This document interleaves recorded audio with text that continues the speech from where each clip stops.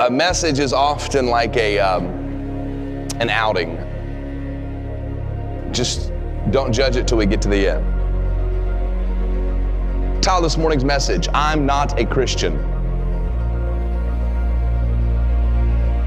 Kindness is good. Would you agree? Kindness is good as long as it's not a tool that you're using to gain advantage, approval, or to manipulate. Kindness should not be fraudulent. It should not be an act. It should come from the heart if it's real. And sometimes when it's overly produced, you know it's not real. Because I'm trying to convince you of something that I don't really have. Galatians chapter 1 and verse 10, for do I now persuade men or God? Or do I seek to please men? For if I still pleased men, I would not be a bondservant of Christ. And this is the grave problem that we have in modern Christianity.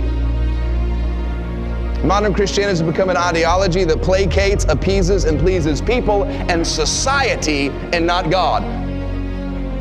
The majority of the time, the church thinks about what's going to make the people happy, what's going to appease the people, what's going to grow the church, what's going to increase the finances, not what is going to please God. It's what I call big box store Christianity, a supermarket Jesus. The goal seems to be to live to a standard or have an identity that the world sets for the believer rather than one that God sets for the believer.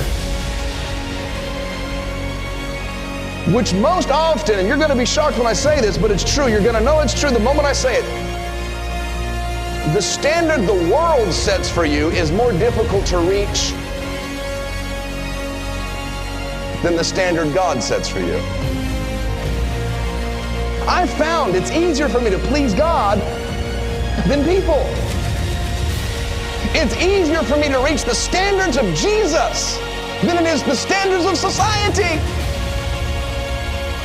And what society says I should be as a follower of Jesus. Most of us in this room, we don't fail God, we fail Christianity. And you might say, aren't they the same? And I would say, no, they're not. Because Christianity has become about learned behavior or an act, if you will.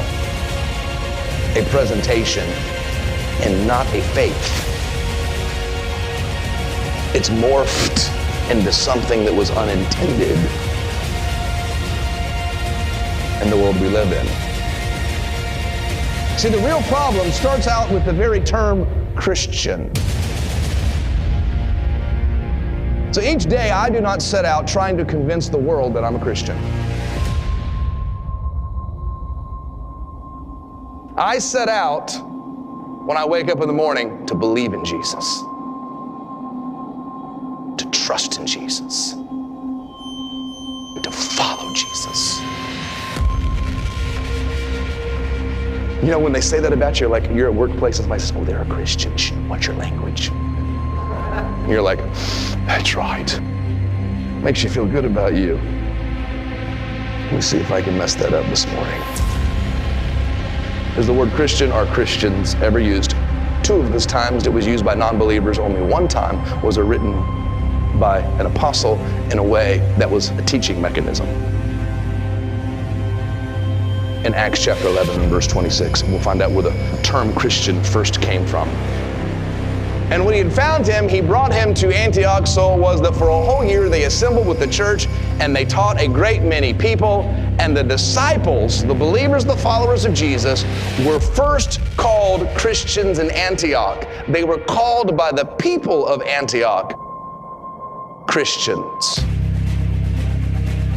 The people, the world, society called them Christians.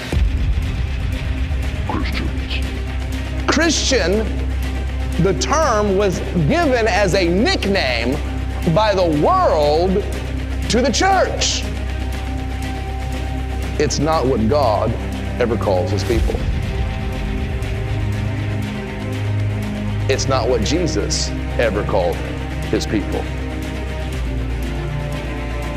See, the term Christian has become a box by which the world puts the church in. Aren't you supposed to be a Christian? What do they say? Get into your box, Christian. Get into your box, Christian. You end up becoming the world's puppet. And the reality is, the term Christian now defines a certain style. Get into your box. You're supposed to be a certain way. The term Christian describes a certain speech. The term Christian means non-offensive. The term Christian defines a certain personality. But if you notice, the term Christian is nothing about faith anymore. We are puppets in a box. And you know what boxes do? They limit things. Too often our fear of people's perception dictates, controls our faith. We get politically correct in our spirituality because that's what a Christian should do. Well, friend, listen to me. We've lost our humanity. We're not even real anymore. If this is not real, I'm not interested.